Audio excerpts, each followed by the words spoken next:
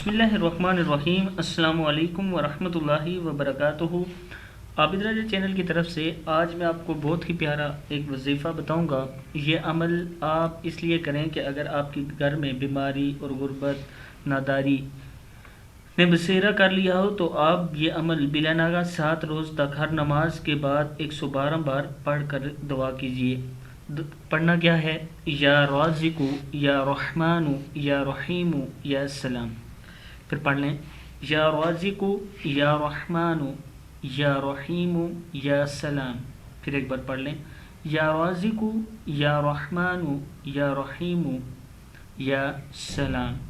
कितनी बार आपने ये पढ़ना है? 112 मरतबा पढ़ना है हर नमाज के बाद, और उसके बाद अल्लाह ताला से दुआ करनी है। देखिएगा कि अल्लाह ताला आपकी मदद कैसे करते हैं।